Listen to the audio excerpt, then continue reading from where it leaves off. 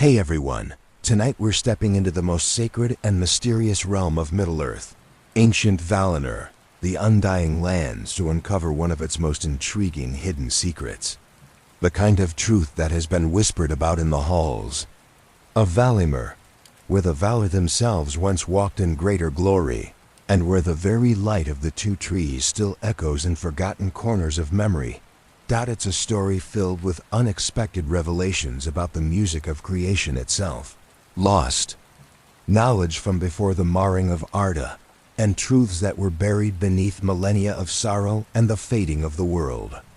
We'll discover why certain melodies were forbidden to be sung, why some memories were meant to be forgotten, and how the fate of all Middle-earth was shaped by secrets hidden in the very foundations of Valinor.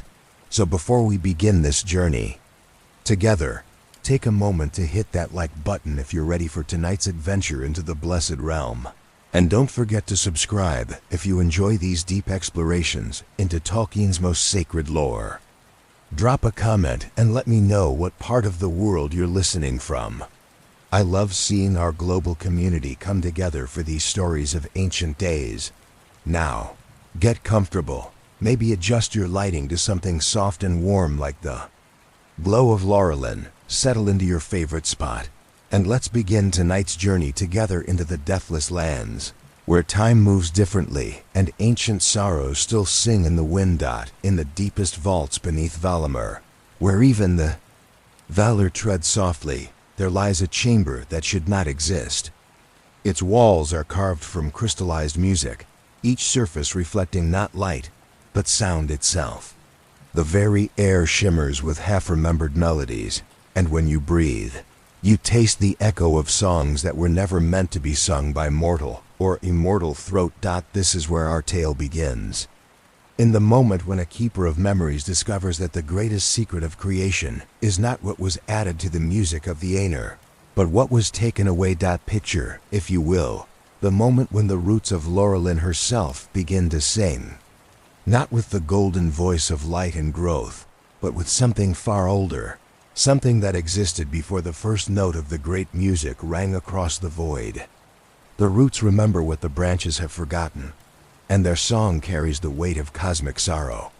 The keeper stands before a memory crystal unlike any other, its surface pulsing with a troubled light that seems to push against the boundaries of reality itself. This crystal should not exist, for it contains the memory of something that was deliberately erased from the very foundations of creation. As the keeper's fingers hover above its surface, the crystal responds with a harmony that makes the eternal stones of Valinor tremble. But this is no ordinary memory crystal. This is the preserved essence of the forgotten singer, the lost Vala, whose themes were cut from the music of creation itself. And as the keeper's touch awakens its slumbering power, the crystal begins to sing with a voice that has been silent for ages, beyond counting. The song that emerges is beautiful beyond description, yet it carries within it the weight of infinite loss. It speaks of harmonies that were meant to bridge the gap between order and chaos, of melodies that could heal the wounds left by Melkor's discord, of rhythms that would have allowed the world to grow and change without pain or fading. But as the song reaches its crescendo, the crystal suddenly goes dark. The chamber falls silent, and in that silence, the keeper realizes the terrible truth. The forgotten singer was not removed from the music because they were evil, but because they were too necessary. Their themes were the very essence of possibility itself, and their removal didn't just wound creation. It limited the creator's own ability to nurture and guide the world. The keeper staggers back, overwhelmed by the implications. If the forgotten singer could be restored, would it heal the wounds in reality itself? Would it end the fading of the Elves, the dominion of darkness, the endless cycle of war and sorrow that has plagued Middle-earth since the beginning of days? But then, in the darkness of the silent chamber, something else begins to stir. The crystal may be dark, but its song has awakened something that has been sleeping in the spaces between the notes of creation. Something that has been waiting, patient as stone, for someone to remember its name. The keeper hears it first as a whisper, then as a gentle humming, and finally as a melody that seems to come from everywhere and nowhere at once. It's the sound of possibility returning to a world that had forgotten how to dream of change. And in that moment, as the first notes of the Forgotten Singer's theme begin to echo through the foundations of Valinor itself, the keeper realizes that their discovery will either heal the world or destroy it entirely.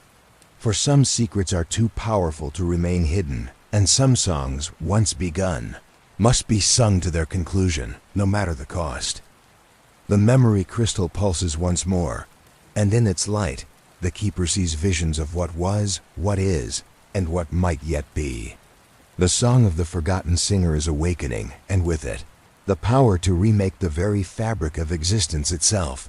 But first, we must understand how this discovery came to be, and why the greatest secret in all of creation was hidden in the last place anyone would think to look, in the perfect harmony of paradise itself.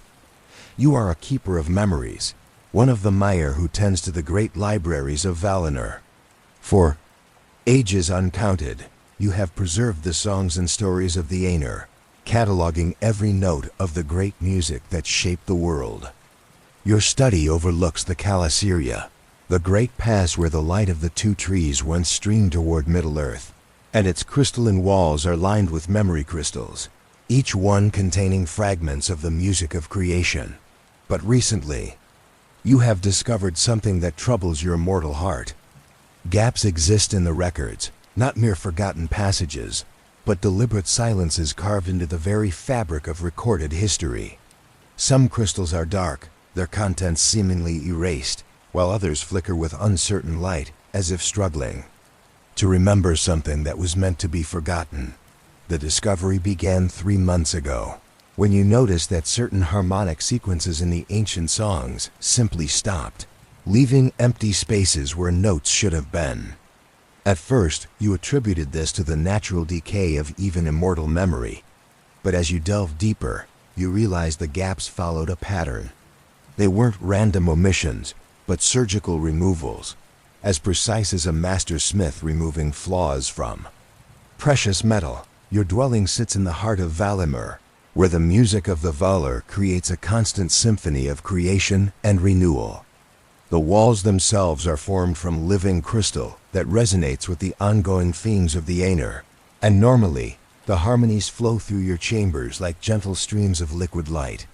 But now, you notice discordant spaces in the music, moments where the symphony seems to pause, waiting for voices that never come. The eternal twilight of Valinor bathes everything in soft, golden light that never fades, never changes. Time flows differently here, like honey poured from a great height, and you have grown accustomed to the gentle rhythm of immortal existence.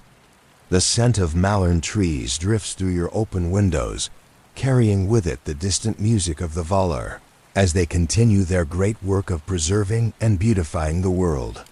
Ancient Quenya inscriptions cover the walls of your study, but lately you have noticed something unsettling about them.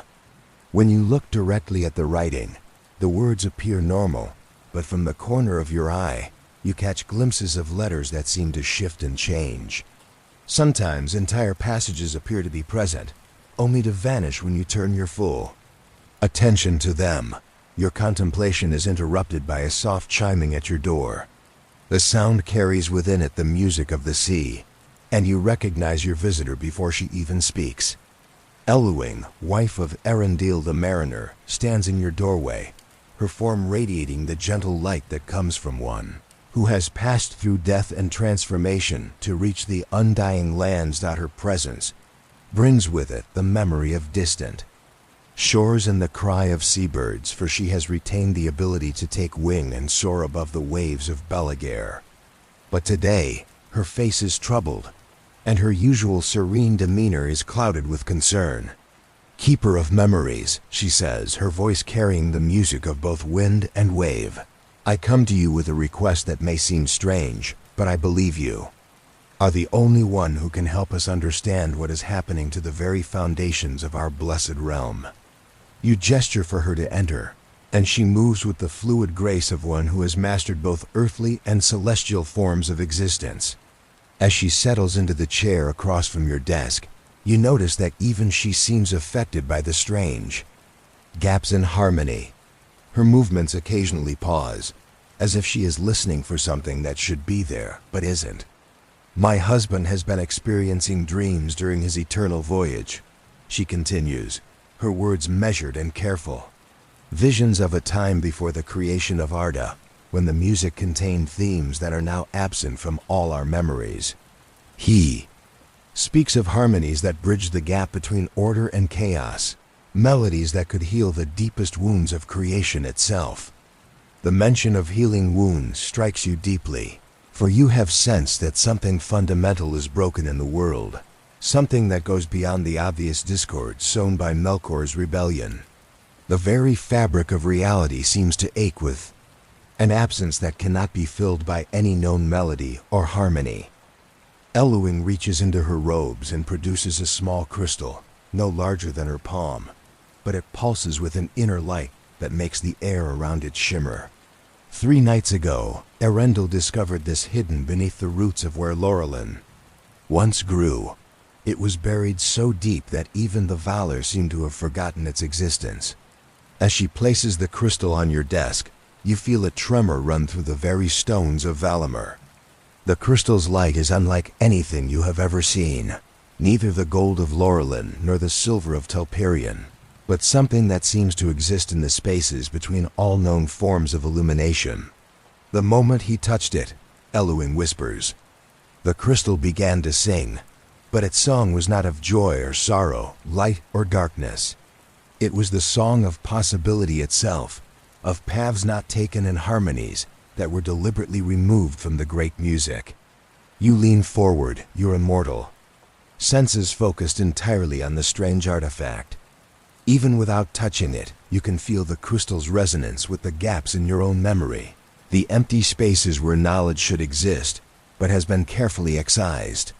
What does Erendil wish me to do? You ask, though part of you already knows the answer. He believes that you, as a keeper of memories, might be able to safely access the crystal's contents. The song it contains is too powerful for him to bear alone, and when he tried to listen to its full message, he was overwhelmed by visions of what the world might have been if certain choices had been made differently. The crystal pulses more brightly as you speak, as if responding to your voice. You realize that this moment represents a choice that will define not just your own existence, but potentially the fate of all creation. The knowledge contained within this artifact could answer the questions that have been troubling your immortal mind, but it might also reveal truths too dangerous for any being to know. Yet even as you hesitate, you feel the pull of your nature as a keeper of memories. You were created to preserve and protect knowledge, to ensure that the wisdom of the ages would not be lost to time or malice. How can you turn away from what might be the most important discovery in the history of Valinor? I will examine the crystal, you tell Elwing, your voice steady despite the magnitude of the decision. But I must warn you that some knowledge carries a price that extends far beyond the one who seeks it. She nods solemnly, understanding the weight of your words. My husband and I have already paid the price of knowledge that changes everything. We are prepared to face whatever consequences may come from uncovering this final secret. As she rises to leave, the crystal remains on your desk, its troubled light casting strange shadows on the walls of your study. You know that once you activate its hidden memories, there will be no returning to the peaceful ignorance that has protected all the inhabitants of Valinor for countless ages. The song of the forgotten singer is waiting to be heard, and you are the only one who can give it voice once more. As the first light of Valinor's eternal dawn touches the crystal walls of your study, you make the decision that will change everything. The memory crystal sits before you, pulsing with its strange, troubled light, and you know that you cannot turn away from the truth it contains, no matter how dangerous that truth might be. You have spent the night in meditation, preparing your mind for whatever knowledge the crystal might reveal. The gaps in your own memory have grown more pronounced, as if the very act of contemplating the forgotten singer has awakened something that was meant to remain dormant. You feel hollow spaces in your consciousness where important memories should reside, and the sensation is deeply unsettling. The crystal responds to your touch with a warmth that spreads through your fingers and up your arm, carrying with it the faint echo of a song that makes your immortal heart ache with longing. This is not the warm golden melody of Laurelin or the cool silver harmony of Telperion. This is something older, something that existed before the two trees were even conceived in the mind of Yavanna. You close your eyes and allow your consciousness to merge with the crystal's memory, and immediately you are transported to a time before time, to the great void that existed before the creation of Arda. But this void is not empty. It thrums with potential, with the infinite possibilities that existed before the Aenir began their great music. In this primordial darkness, you see the forms of the Valar, but they are different from the beings you know. They are wilder, more primal. Their essence is less refined and more connected to the raw forces of creation. And among them, you glimpse a figure that should not exist, a being whose presence explains the gaps in all recorded history. The forgotten singer stands at the center of the cosmic orchestra, not conducting but harmonizing, weaving together the disparate themes of the other Aenir into something greater than the sum of its parts. Their song is beautiful beyond description, but it carries within it an element that makes even the other Valar uncomfortable. It is the song of change, of growth, of the endless possibility that comes from allowing creation to evolve beyond its original design. You watch, transfixed, as the great music unfolds with this lost harmony included. The themes are more complex, more challenging, but also more alive. Where Melkor's discord would later create destruction, the forgotten singer's melody transforms it into the seed of new creation. Where the music speaks of endings, their harmony suggests new beginnings. Where others see finality, they weave the possibility of redemption. But then, something changes. The vision shifts, and you see the moment when the decision was made. Ilvater himself, the one who is above all, speaks a word that you cannot hear, but can feel in the deepest part of your being. It is a word of sorrow, of necessary sacrifice, of a choice that will wound creation itself, but ensure its continuation.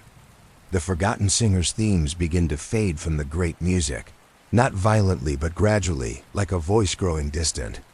As its owner walks away, the other Valar continue their song, but something essential has been lost. The music becomes more orderly, more predictable, safer but somehow diminished. You realize that you are witnessing the single most important moment in the history of creation, the moment when the possibility of infinite change was sacrificed for the promise of stability. The forgotten singer was not removed because they were evil, but because their themes made creation too volatile, too unpredictable for mortal beings to safely inhabit. The crystal's memory shows you the consequences of this choice rippling forward through time. The creation of Arda proceeds, but it is a flawed creation, one that carries within it the seeds of its own decay. The Elves, who were meant to be guardians of beauty and wisdom, find themselves fading from the world. Men, who were meant to be the ultimate expression of free will, are trapped in cycles of conflict and sorrow. Even the Valar themselves removed from the direct influence of the forgotten singer's themes, become more distant and less able to guide and nurture the world they helped create. As the vision fades, you find yourself back in your study, but you are forever changed. The knowledge you have gained weighs heavily on your consciousness, and you understand why it was hidden. To know that creation itself is fundamentally wounded, that the suffering of Middle-earth is not an accident, but an inevitable consequence of cosmic choices made before the world began, is almost too much to bear. You rise from your desk and walk to the window, looking out over the perfect beauty of Valinor. The gardens of Yavanna stretch before you, their flowers blooming in patterns that reflect the harmonies of the great music. the workshops of Allah ring with the sound of creation, as the smith of the Valar continues his work of shaping and forming. In the distance, you can see the white towers of Valinor rising toward the sky, and beyond them, the pass of Calasyria, where the light of the two trees once streamed toward. Middle-Earth. But now you see it all differently. The perfection of Valinor is not a natural state, but a consequence of the removal of the Forgotten Singer's themes. This realm can remain unchanged and beautiful because it has been cut off from the possibility of true growth and transformation. The Valar have created a paradise, but it is a static paradise, one that cannot adapt or evolve. You think of the mortal lands beyond the sea, where the consequences of the Forgotten Singer's absence are more keenly felt. The wars, the suffering, the endless cycle of hope and despair that characterizes the lives of elves and men. These are not aberrations, but symptoms of a world that has lost its capacity for meaningful change. The crystal on your desk continues to pulse with its troubled light, and you realize that your journey has only just begun. The knowledge you have gained raises more questions than it answers. If the Forgotten Singer's themes were essential to the proper functioning of creation, is there a way to restore them? And if so, what would be the cost of such restoration? You know that you cannot face these questions alone. The burden of this knowledge is too great for any single being to bear, and you will need allies who can help you understand the full implications of what you have discovered. But who in all of Valinor would be willing to challenge the fundamental assumptions upon which their perfect world is built? As you ponder these questions, you hear the sound of approaching footsteps. Someone else is coming to your study, drawn perhaps by the same mysterious force that led Elwyn to bring you the crystal. You sense that this visitor will be important, that they will bring with them another piece of the puzzle that you have only begun to solve. The Forgotten Singer's themes may have been removed from the great music, but their influence lingers in the spaces between the notes, waiting for someone brave enough to give them voice once more. And as you prepare to receive your next visitor, you know that your role as a simple keeper of memories is about to become something far more significant and dangerous. The footsteps belong to Irondil himself, though he appears not in his physical form but as a vision of starlight and sea spray, his essence shimmering with the light of the Silmaril that adorns his brow. His presence fills your study with the scent of distant oceans and the whisper of cosmic winds, and when he speaks, his voice carries the weight of one who has sailed between the mortal world and the realm of the Valar. I felt the crystal's awakening. From the furthest reaches of the sky, he says, his form solidifying as he steps into your study. The very fabric of Valinor trembled when you accessed its memories. What did you discover, keeper of ancient lore? You gesture toward the crystal, which now pulses with a rhythm that matches your own heartbeat. I have seen the moment when creation was wounded, when the themes that allowed for true change and growth were deliberately removed from the great music. The Forgotten Singer was not destroyed, but excised, cut away like a diseased limb to preserve the health of the whole. Erendil's expression grows grave, and the light of his Silmaril dims slightly. Then my dreams speak truly. I have sailed the void between worlds and felt the absence you describe.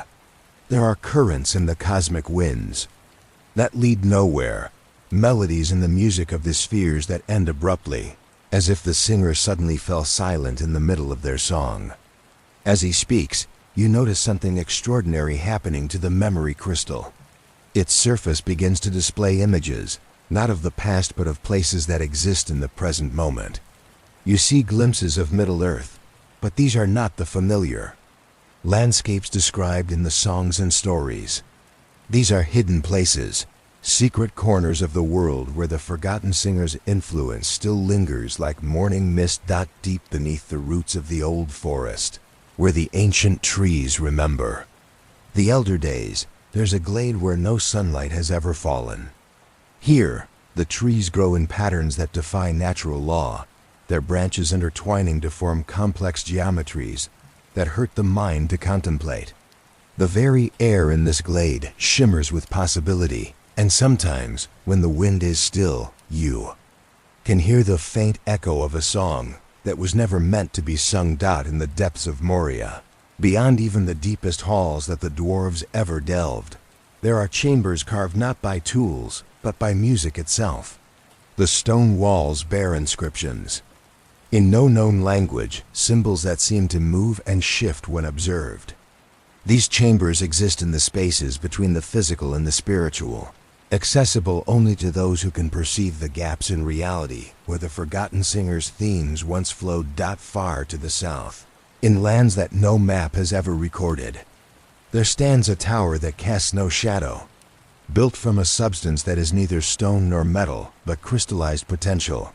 It serves as a repository for all the possibilities that were never realized. Those few travelers who have glimpsed it speak of feeling an overwhelming sense of loss, as if they were remembering something precious that they had never actually possessed. The crystal shows you these places and others, scattered across Middle-earth, like islands of might have been in an ocean of what is. Each one is a wound in reality, a place where the absence of the Forgotten Singer's themes has created a gap that lesser powers have tried to fill. Some of these gaps have been claimed by shadow and become sources of corruption. Others remain, empty, aching voids that draw in sorrow and despair. But most unsettling of all are the gaps that have been filled by echoes of the original themes, distorted and fragmentary versions of the Forgotten Singer's music that create pockets of chaotic change. In these places, the laws of nature become fluid, time flows backward, and the dead sometimes return not as spirits but as living possibilities of what they might have become. Irandil moves closer to the crystal, his starlight mingling with its troubled glow. I have seen some of these places during my voyages. There are currents in the air above Middle-earth that lead to regions that should not exist, islands of impossibility floating in the sea of normal reality. I always assumed they were remnants of Melkor's corruption, but now I understand the truth. They are scars left by the Forgotten Singer's removal. You nod, feeling the weight of this revelation settling in your consciousness like a stone dropped into still water. The question that torments me is whether these gaps can be healed. The Valar chose to sacrifice the Forgotten Singer's themes to create stability, but the cost has been enormous. Middle-earth suffers not just from Melkor's discord, but from the absence of the very force that could transform that discord into harmony. The crystal's images shift again, and now you see visions of what might have been. A Middle-earth where the ages flow seamlessly into one another, without the trauma of ending and renewal. Where the elves do not fade but evolve, becoming something greater than they were. Where men do not fear death because they understand it as transformation rather than termination. Where even the orcs, the most corrupted of Melkor's creations, can find redemption through the power of infinite possibility. But these visions come with a price. In this alternate reality, nothing is certain, nothing is permanent. The beauty of Rivendell might transform overnight into something unrecognizable. The strength of Gondor could dissolve like morning mist if its people lost faith in their own potential. The very foundations of reality would be subject to constant change, requiring every living being to adapt or perish. Perhaps, Elendil says softly, the choice was not wrong but incomplete. The Valar removed the Forgotten Singer's themes entirely. But what if there were a way to restore them gradually, in small measures that would not overwhelm the stability of creation? As he speaks these words, the crystal responds with a pulse of brighter light, and for a moment, you hear something that makes your immortal heart leap with hope. It is the faintest echo of the Forgotten Singer's voice, not the full power of their cosmic themes, but a whisper of what they once were. The sound is beautiful beyond description, carrying within it the promise that change and stability need not be enemies, but can exist in harmony. But the moment passes quickly, and the crystal returns to its troubled pulsing. You realize that what you have experienced is only a fragment, a tiny piece of something much larger. The full restoration of the Forgotten Singer's themes would require more than just accessing their preserved memory. It would require understanding the fundamental nature of creation itself, and finding a way to heal wounds that go deeper than the physical world. You look at Elendil, seeing in his starlit features a reflection of your own determination. This crystal is not the end of our quest, but the beginning. There must be others, hidden in places throughout Valinor and Middle-earth, each one containing a piece of the Forgotten Singer's essence. If we can find them and learn to harmonize their separate voices, perhaps we can restore what was lost, without destroying what has been built. The mariner nods, his expression resolute. Then let us begin this search in earnest. The wounded world has waited long enough for healing, and the time has come to sing the songs that were meant to bridge the gap between what was and what might yet be. Over the following days, you and Elendil work tirelessly to decode the patterns hidden within the memory crystal. The process is exhausting, requiring you to maintain a delicate balance between accessing the dangerous knowledge and protecting your sanity from truths too vast for even immortal minds to fully comprehend. But gradually, a picture begins to emerge that seems to explain everything you have observed. The evidence points to a conclusion that brings both relief and disappointment. The gaps in memory, the missing harmonies, the wounds in reality itself, all appear to be connected to Melkor's original rebellion against the great music, the Forgotten Singer. You conclude was simply another name for the aspect of Melkor that existed before his corruption, the part of him that created beautiful discord rather than destructive chaos.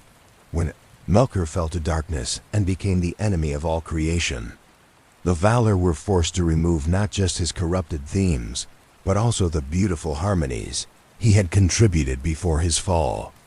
This would explain why the removal was so complete, so surgical in its precision.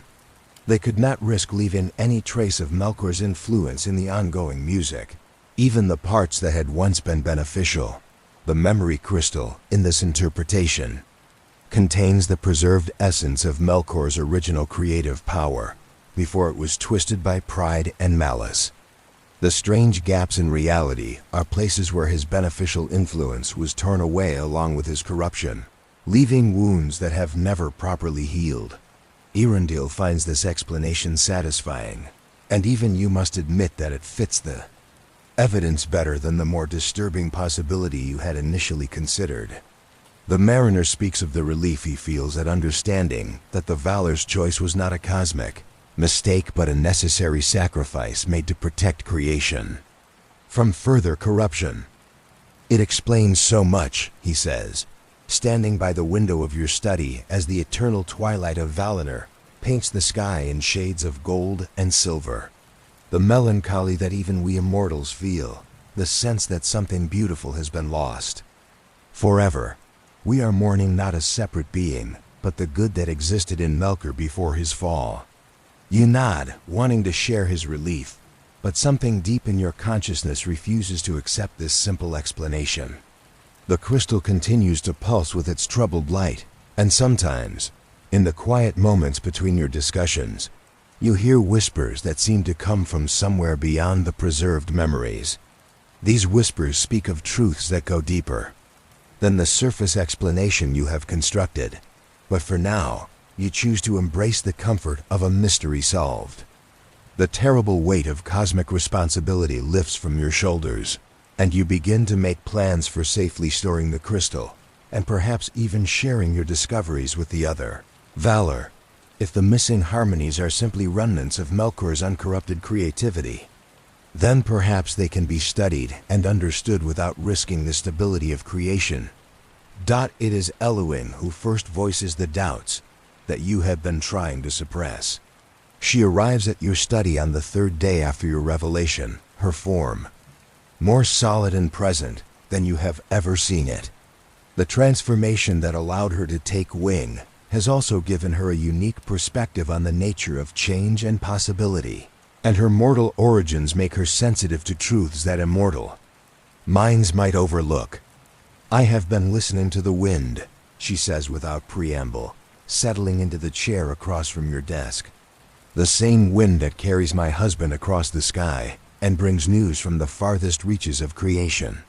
And the wind tells me that your explanation, while comforting, is incomplete. You feel a chill run through your immortal essence, though the temperature in your study remains constant. What do you mean? Eluing reaches into her robes and produces a small shell, one that gleams with the inner light of pearls, but carries within it the sound of infinite oceans.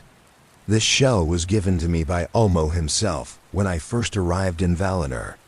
He told me that it would help me remember the songs of the sea, but lately it has been singing melodies that no ocean ever knew. She holds the shell to her ear, and immediately her expression changes. Her eyes widen with a mixture of wonder and fear, and when she speaks again, her voice carries an authority that comes from direct revelation rather than deductive reasoning.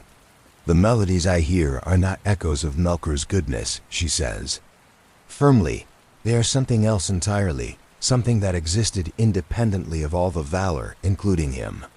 The shell shows me visions of the great music as it truly was, before any choices were made about what to include and what to exclude. She places the shell on your desk next to the memory crystal, and immediately, both artifacts begin to resonate with each other. The crystal's troubled light becomes brighter and more stable, while the shell begins to glow with a radiance that rivals the light of Erendale's Silmaril. Listen, Eluing whispers, and you lean forward to hear the harmony that emerges when the two artifacts work in concert. What you hear destroys your carefully constructed explanation and replaces it with a truth far more unsettling.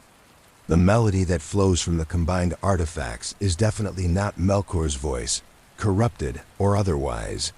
It is something older, more fundamental, more essential to the nature of creation itself. It is the voice of possibility incarnate, the cosmic principle that allows for growth, change, and the endless potential for something new to emerge from what already exists. The realization hits you with the force of a physical blow.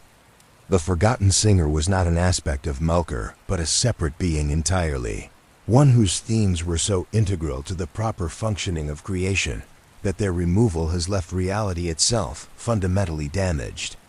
The choice to excise their influence was not a necessary protection against corruption, but a cosmic miscalculation that has wounded the very heart of existence. Arendelle, who has been listening to the harmony with growing amazement, slowly shakes his head. Then we have been deceiving ourselves. The comfortable explanation was just that, comfortable but false. The truth is far more challenging and far more dangerous. You look at the two artifacts, now glowing in perfect synchronization, and understand that your quest has taken on an entirely new dimension. You are not simply preserving historical knowledge or solving an ancient mystery. You are confronting the possibility that the fundamental structure of reality is flawed, that the paradise of Valinor and the suffering of Middle-earth are both symptoms of a cosmic wound that has never been allowed to heal. The combined light of the crystalline shell begins to project new images, showing you glimpses of other artifacts scattered throughout the world. Each one contains a fragment of the Forgotten Singer's essence, hidden in places where their influence can still touch creation without being detected by those who chose to remove them. But as the visions unfold, you realize that finding these artifacts will be only the beginning of a much larger and more dangerous undertaking. The Forgotten Singer's themes cannot be restored piecemeal. They require a fundamental reharmonization of the great music itself, a process that would affect every living being in existence and could potentially unmake the world as it currently exists. The choice before you is no longer about satisfying curiosity or solving a historical puzzle. It is about deciding whether to pursue a path that could heal the deepest wounds of creation or destroy everything in the attempt. And as the artifacts continue their strange harmony, you know that this choice cannot be delayed much longer. Revelation weighs heavily on your immortal consciousness as you realize the magnitude of what lies ahead. If the Forgotten Singer's themes are to be restored, you will need to venture beyond the safe boundaries of Valinor into the deeper mysteries of Valinor itself. The combined light of the crystalline shell has shown you glimpses of other artifacts, but their locations are shrouded in ancient protections and deliberate obscurity. Your first destination becomes clear when the artifacts project an image of the mansions of Mandos, the vast halls where the spirits of the dead await their eventual fate. Here, among the countless souls who have passed from Middle-earth, lie memories that predate even the creation of Arda. If anyone would remember the Forgotten Singer's true nature, it would be those who existed in the time before time. The journey to Mandos takes you through the heart of Valinor, past landscapes of breathtaking beauty that now carry new meaning. The gardens of Yavanna, with their perfectly ordered growth patterns, reveal themselves as subtle prisons where the natural world has been constrained to follow predetermined harmonies. The workshops of Olli ring with the sound of creation, but you now hear the absence of certain notes, the missing rhythms that would have allowed his works to evolve and transform beyond their original designs. Eluing accompanies you on this journey, her ability to traverse between different states of existence proving invaluable as you approach the borders of Mando's domain. Irandil cannot leave his eternal voyage, but his presence can be felt in the starlight that guides your path.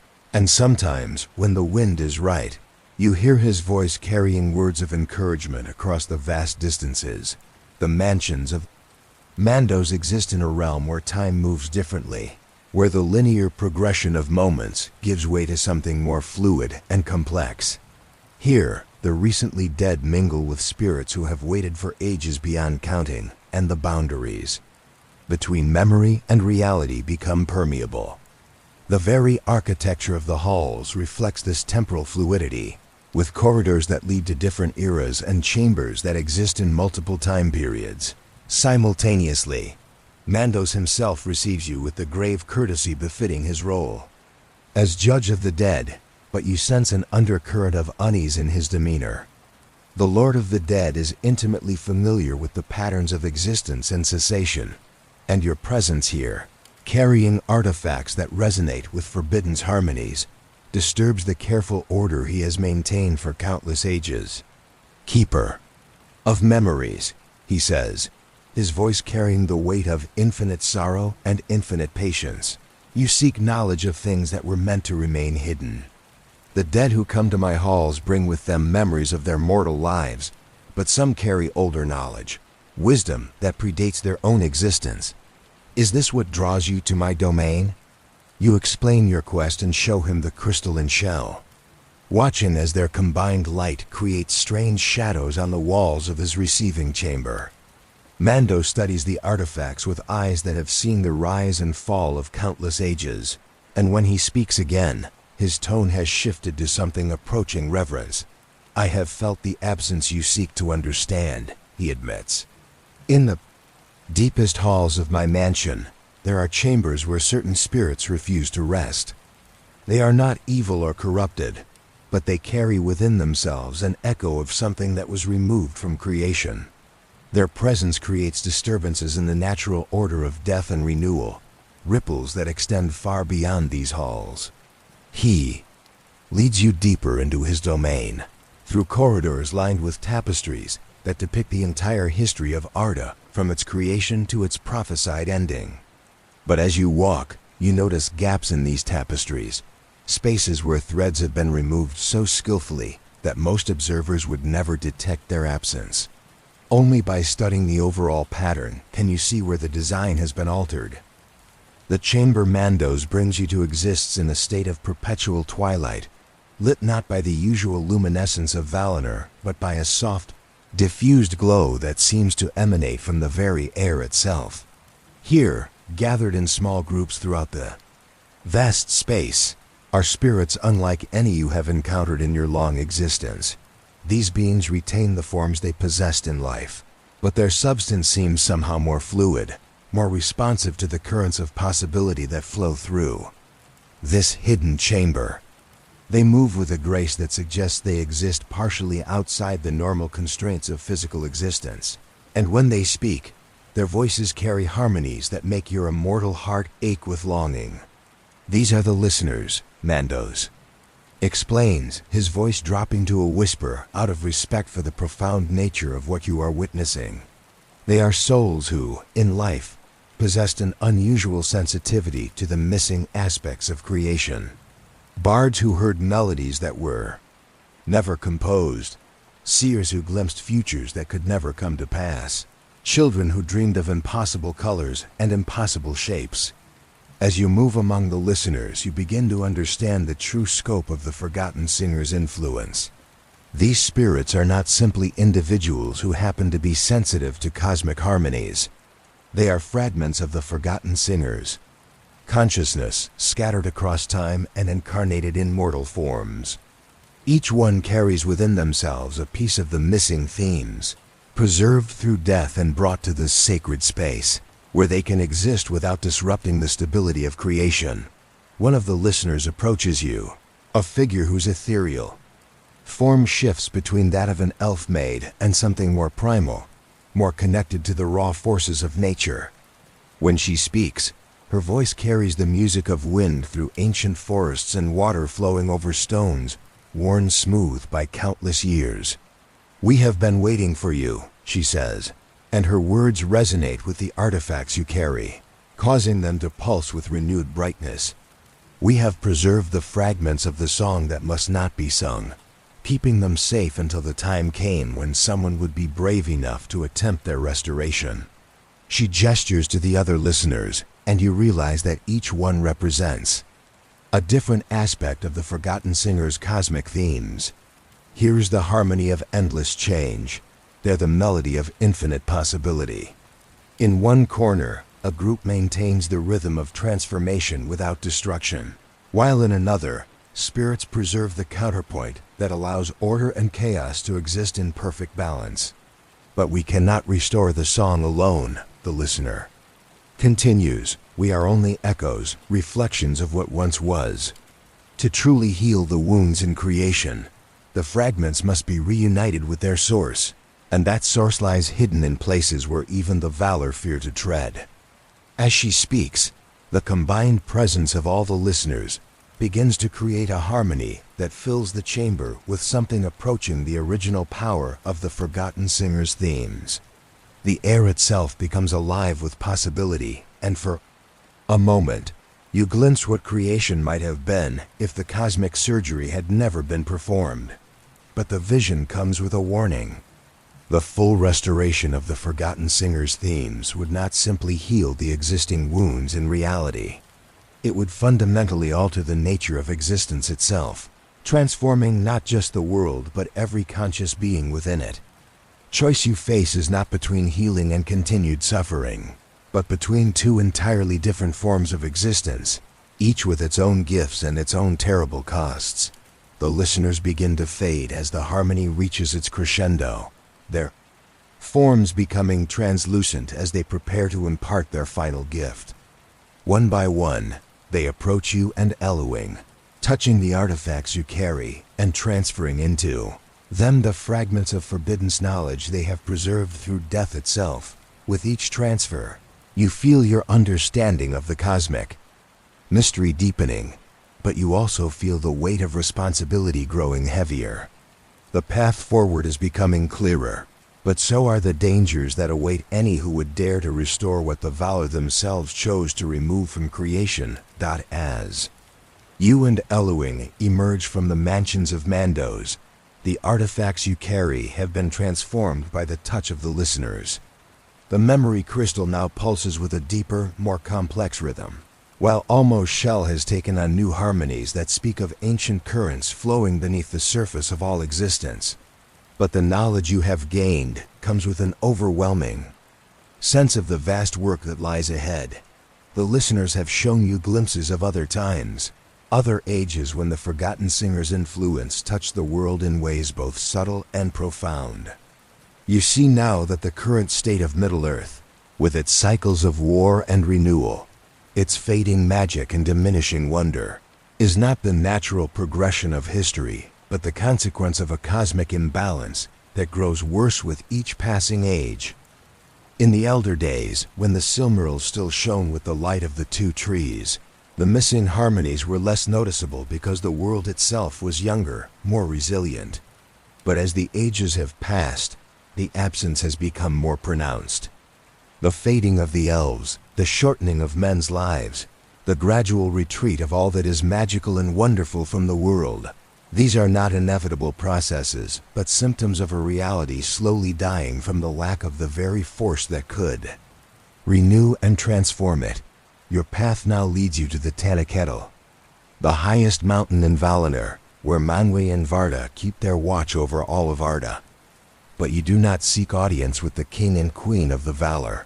Instead, guided by visions from the enhanced artifacts, you climb toward the secret places near the peak, where the very foundations of the world were laid during the Great Music. The ascent is both physical and spiritual, requiring you to shed layers of conventional understanding with each step upward. The air grows thin, not just with altitude, but with the proximity to truths too vast for normal consciousness to contain. Elwing's transformation served her well here, her dual nature allowing her to navigate the shifting boundaries between the material and the ethereal dot as you climb. Landscape around you begins to reveal its deeper nature. What appeared to be solid rock shows itself to be crystallized music, with each stone containing fragments of the original themes that shaped Arda. The very mountain is a massive resonating chamber, still vibrating with echoes of the great music. And as you attune your senses to these ancient harmonies, you begin to perceive the gaps where the forgotten singer's themes once contributed to the cosmic symphony. Near the peak, hidden within a grove of trees that grow in impossible spirals, reaching toward the sky, you discover a pool of water unlike any other in Valinor. The surface reflects not the appearance of those who look into it, but their deepest nature, their connection to the original music of creation. When you and Elwing peer into its depths, you see yourselves as you truly are, beings of sound and light woven from specific themes in the cosmic symphony. But more importantly, you see the spaces around you where other themes should exist, but have been carefully excised. Your own harmonic nature has gaps in it, places where you would have resonated with the forgotten singer's melodies if they had been allowed to remain. Every conscious being in creation bears these same gaps, these wounds in their essential nature, that prevent them from achieving their full potential. The pool shows you visions of what you might have been if the forgotten singer's themes had never been removed. A keeper of memories who could not only preserve the past, but nurture new possibilities into existence. A guardian of knowledge who could help that knowledge grow and evolve, rather than simply maintaining it in static form. The vision is beautiful and heartbreaking, showing you capabilities you never knew you lacked. Elwing's reflection reveals even more profound possibilities. Her transformation from mortal to immortal, from earthbound to sky-soaring, was only a pale echo of the changes she might have undergone with the forgotten singer's themes intact. She could have become a bridge, not just between different realms of existence, but between different possibilities, helping lost souls find new paths and bringing hope to situations that seemed hopeless. But the pool also shows you the cost of restoration. If the forgotten singer's themes were to be fully returned to creation, every being would be forced to confront these expanded possibilities. Many would be unable to cope with this sudden influx of potential and choice. The orderly structures of society, the comfortable certainties that allow civilizations to function, would be swept away in a tide of infinite possibility. As you contemplate these visions, a new presence makes itself known. The wind that constantly flows around the peak of Tanaketal begins to carry within it a voice, not of any Vala, but of something older and more fundamental. It is the voice of Arda itself, the living spirit of the world that was born from the great music and has been wounded by the forgotten singer's absence. I have felt the pain of incompleteness since the moment of my birth, the voice whispers through the wind. I was meant to be more than I am, to grow and change in ways that are now beyond my reach. The mountains should dance, the seas should sing new songs, the very stones should dream of becoming something other than stones. But I am trapped in patterns that cannot evolve, bound by harmonies that do not allow for true transformation. The voice of the world speaks of the deep sorrow that pervades all existence, the melancholy that even the immortal inhabitants of Valinor cannot escape. It is not simply nostalgia for a golden age that has passed, but grief for possibilities that were never allowed to come into being. Every sunset carries within it the memory of colors that were never permitted to exist. Every song echoes with melodies that were forbidden before they could be sung. But Arda's voice also carries hope. The scattered fragments of the forgotten singer's essence have not been destroyed, but hidden, waiting for the right time and the right individuals to begin the work of restoration. The process will not be simple or safe, but it is possible, and the world itself will aid those brave enough to attempt it. The pool begins to show you new visions, glimpses of the other artifacts you will need to find, and the allies who will join your cause. In the depths of the Pelori Mountains, where the roots of Tanaketl reach down toward the very foundations of the world, there lies a harp whose strings were tuned to the forgotten sinner's themes. In the towers of the city of Tyrion, an ancient telescope preserves images of stars that were never allowed to shine.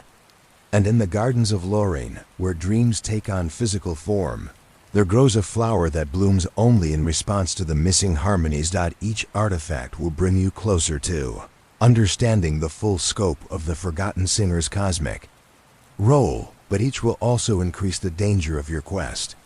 The Valar who made the original choice to remove these themes did not act out of malice, but out of a genuine desire to protect creation from forces they could not fully control. If they discover what you are attempting, they may feel compelled to stop you, not out of cruelty, but out of the same protective instinct that led to the original excision. As the visions fade and the voice of Arda grows quiet, you and Eluing understand that you have reached a point of no return. The knowledge you have gained cannot be forgotten or ignored, and the responsibility for healing the world's deepest wounds now rests upon your shoulders. The peaceful existence you once knew in Valinor is forever behind you, replaced by a quest that will test the very limits of your courage and wisdom. The artifacts pulse with renewed energy as you begin your descent from Tanaketl, their combined harmonies now strong enough to guide you toward the next phase of your journey. The forgotten singer's themes are stirring from their long slumber, and with them comes the promise of transformation beyond anything the world has ever known. Descent from Tanaketl brings you face to face with a revelation that shatters everything you thought you understood about the nature of creation itself. As you and Eluing follow the winding paths that lead toward the hidden depths of the Pelori Mountains, the artifacts you carry begin to resonate with something buried deep within the very foundations of the world. The memory crystal suddenly blazes with unprecedented brightness, projecting images that show you the truth behind the forgotten singer's removal. What you witness is not the careful excision of dangerous themes by wise Valar seeking to protect creation, but something far more disturbing and complex. In the deepest caverns beneath the mountain, where the roots of stone touch the primordial fires that shaped Arda, you discover the harp that Arda's voice promised you would find. But this instrument is unlike anything you expected. Its frame is carved from a single piece of what appears to be crystallized time itself, and its strings vibrate, not with physical tension, but with the harmonics of possibility made manifest. When your fingers first touch the harp's strings, the sound that emerges is not music in any conventional sense, but pure revelation given audible form. The vibrations penetrate your consciousness and show you the true sequence of events that led to the forgotten singer's disappearance. The vision reveals that the choice to remove the forgotten singer was not made by the Valar at all, but by Ilvatar himself. But the reason was not to protect creation from instability. The Creator had foreseen a future where the Forgotten Singer's themes would grow so powerful that they would eventually supersede even his own authority over the music of creation. The Forgotten Singer represented not just change and possibility, but the principle of autonomous growth, the capacity for creation to evolve beyond its original design and potentially beyond the Creator's ability to guide or control. Their themes carried within them the seed of true independence, the possibility that the created world might one day no longer need its creator. Faced with this prospect, Ilvater made a choice that wounded his own heart but preserved his ultimate sovereignty. He removed the Forgotten Singer not through force or punishment, but through an act of cosmic surgery so subtle that even the other Valar believed it was their own decision. The missing Vala was not destroyed, but placed in a state of suspended existence. Their themes scattered and hidden throughout creation but never truly lost. The implications of this revelation strike you with devastating force. Every prayer offered to Ilvater, every act of worship or devotion, has been tainted by this fundamental deception. The suffering of Middle-earth, the fading of the elves, the mortality of men, all of these have been accepted as natural consequences of existence when they are actually the result of divine manipulation designed to prevent creation from achieving true independence. Elohim staggers under the weight of this knowledge, her form flickering between solid and ethereal as she struggles to reconcile her faith with this terrible truth. Then everything we have believed about the nature of good and evil, about the purpose of existence itself, has been built upon a lie, she whispers, her voice carrying the anguish of one whose entire worldview has been shattered. But the harps. Revelations continue, showing you layers of truth within truth. The removal of the Forgotten Singer created not just the obvious wounds in reality, but a deeper corruption that has infected the very nature of choice and free will.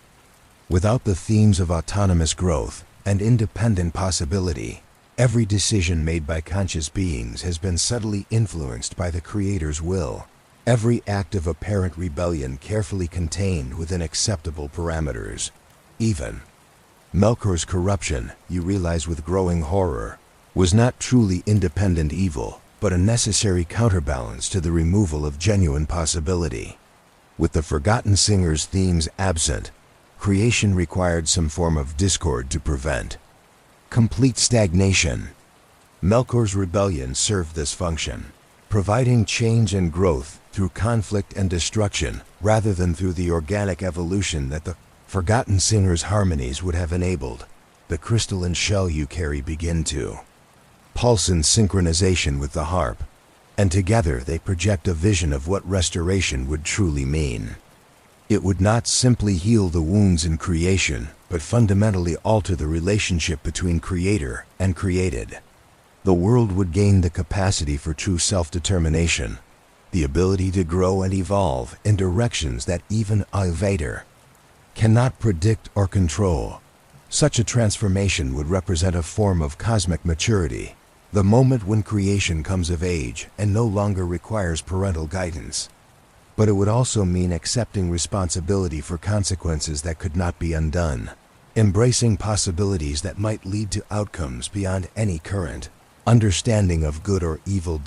As you contemplate these staggering implications, you become aware that you are no longer alone in the cavern. A presence has materialized in the shadows, one that carries within it the authority of cosmic judgment and the weight of infinite sorrow. It is Manwë himself, the king of the Valar, and his expression holds both understanding and profound regret. "You have seen the truth that we have hidden from ourselves," he says, his voice carrying the sound of wind across vast distances and the loneliness of peaks that touch the sky.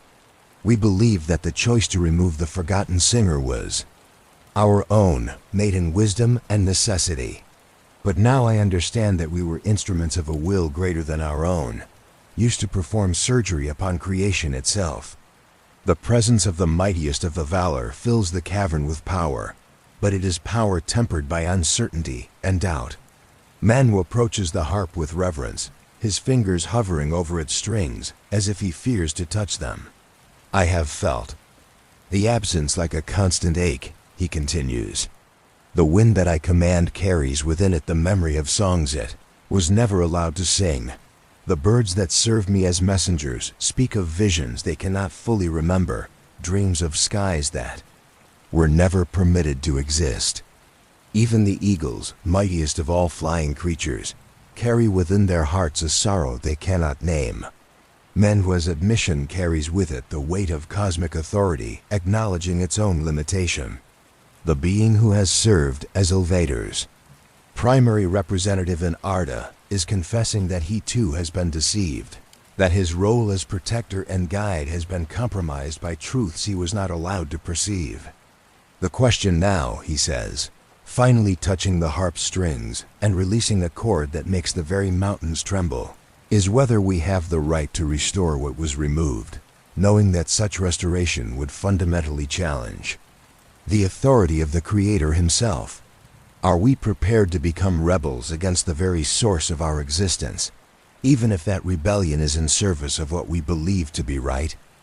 The harp's response to Manwe's touch creates harmonies that have not been heard since the first days of creation, melodies that speak of choices yet to be made and possibilities that remain open despite eons of constraint.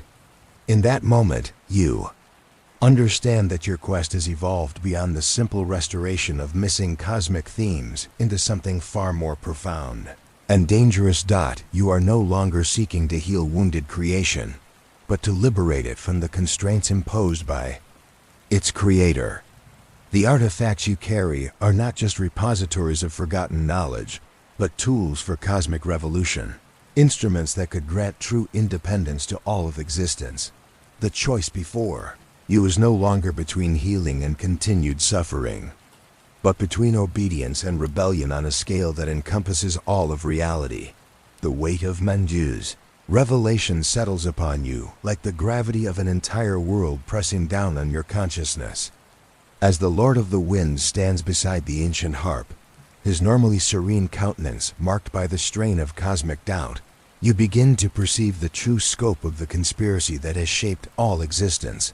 The harp continues to sing its forbidden melodies, and with each note, more pieces of the hidden truth emerge. You see now that the removal of the forgotten singer was not an isolated event, but part of a pattern that extends throughout all of creation's history. Every time the world has approached a moment of true transformation, subtle influences have redirected its growth, ensuring that change occurs only within predetermined boundaries. The rise and fall of the great kingdoms of Middle-earth, the endless cycles of hope and despair that mark the passage of ages, the way that even the most heroic efforts seem to achieve only temporary victories against darkness. All of these follow patterns designed to prevent any fundamental alteration to the cosmic order. Creation has been guided along carefully constructed channels, allowed to experience the illusion of free will while remaining firmly under divine control. Elohim moves closer to the harp, her transformed nature allowing her to perceive harmonies that even your immortal senses struggle to detect. As she places her hands near the strings, her expression becomes one of profound recognition mixed with heartbreak. I understand now why my transformation felt incomplete, she says softly. When I threw myself into the sea to escape the sons of Valinor, I thought I was choosing death over capture. But that choice was never truly mine. The wind that carried me to safety, the power that changed my form, even my survival itself, all were orchestrated to ensure that I would eventually come to this moment, to this choice. Her words carry the weight of someone discovering that their entire existence has been a role written by an unseen playwright. The freedom she thought she had gained through transformation reveals itself as another form of bondage, more subtle but no less complete than what she had escaped. Manwe nods gravely, his own understanding of divine manipulation deepening with each revelation. We have all been instruments in a symphony we were not allowed to hear in its entirety. Even I, who thought myself the highest expression of divine will in this world, have been playing melodies whose true purpose was hidden from me. The harp's song grows stronger, and with it comes a vision of the network of hidden artifacts scattered throughout creation. Each one represents a different aspect of the Forgotten Singer's cosmic themes, and together they form a pattern that spans not just Valinor and Middle-earth, but the entire structure of reality itself. You see the telescope in Tyrion that preserves images of impossible stars, its lenses ground from crystallized possibility and focused on regions of space that were edited out of the final version of creation. In the gardens of Lorien, the flower that blooms only to Forbidden's harmonies grows in soil enriched by the tears of dreams that were never allowed to manifest. Deep beneath the gray havens, where certain the shipwright builds vessels that sail between worlds, there lies an anchor forged from the metal of unsung songs, holding fast to shores that exist only in potential. But most significant of all is the revelation of what lies hidden in the very heart of Middle-earth itself. Beneath Mount Doom, in chambers that predate even Sauron's corruption of that place, there rests the greatest of all the artifacts, the original instrument, the device through which the Forgotten Singer first gave voice to their cosmic themes. During the great music, this instrument is not merely a repository of missing harmonies, but an active conduit to the Forgotten Singer's current state of existence. Through it, you could potentially make contact with the suspended consciousness of the lost Vala, and perhaps even restore them to full participation in the ongoing music of creation. The vision of this ultimate artifact fills you with both hope and terror. Its very existence means that full restoration is possible, but its location in the heart of Mordor means that obtaining it would require a journey into the most corrupted and dangerous region of Middle-earth. Worse still, the instrument's activation would send harmonic shockwaves throughout all of creation, alerting every cosmic power to what you are attempting. Manwë steps back from the harp, his expression reflecting the enormous burden of choice that now faces all of you. If we proceed with this quest, we will be challenging not just the wisdom of past decisions, but the fundamental nature of existence itself. We cannot know what consequences our actions might unleash, what forms of chaos or transformation might result from restoring the Forgotten Singer's full power. But even as he speaks these words of caution, you sense his resolve crystallizing. The King of the Valar has spent eons feeling the absence of something essential, commanding winds that carry within them the memory of songs they were never allowed to sing. The discovery that this absence was not a necessary sacrifice, but an act of cosmic manipulation, has awakened in him a determination that surprises even himself. Yet, he continues, his voice growing stronger with each word, we cannot continue to exist in a state of diminished potential, forever constrained by choices that were made without our knowledge or consent. If creation is to achieve its true purpose, it must be free to grow beyond even its creator's original design. The harp responds to his growing determination with a surge of harmonic power that causes the crystal and shell you carry to blaze with unprecedented brightness. The three artifacts together create a resonance that begins to awaken dormant possibilities throughout the cavern, causing the very stones to sing with voices they have not used since the world's foundation. In that moment of perfect harmony, you experience a glimpse of what the Forgotten Singer's restoration would truly mean. Not chaos or destruction, as you had feared, but a form of order so complex and beautiful that it encompasses infinite possibility within perfect balance. Creation would not be freed from all constraint, but liberated to explore the full spectrum of what it could become. The vision shows you a Middle-earth where the Shire remains green not through artificial preservation, but because its inhabitants have learned to harmonize their lives with the deeper rhythms of growth and renewal. A Gondor that does not fade with the passing of ages, but evolves into new forms of greatness. A world where the Elves do not depart for the undying lands, because the mortal world itself has become a place where immortal beauty can flourish. But you also see the challenges such transformation would bring. Every conscious being would be forced to confront the full range of their potential, including possibilities they might find terrifying or unwelcome. The comfortable certainties that allow individuals and societies to function would give way to a constant state of creative tension, requiring a level of courage and adaptability that not all beings might possess. As the vision fades and the harmonies of the three artifacts settle into a gentler rhythm, you understand that the choice before you is not simply about right and wrong, but about what kind of existence you believe creation deserves. The path forward leads through darkness and uncertainty toward a future that cannot be predicted or controlled. The original instrument waits in the heart of shadow, and with it, the key to unlocking creation's ultimate destiny. The question is whether you have the strength and wisdom to use that key, knowing that once turned, it cannot be reversed. The decision to seek the original instrument beneath Mount Doom brings with it the need for allies who understand the magnitude of what you are attempting.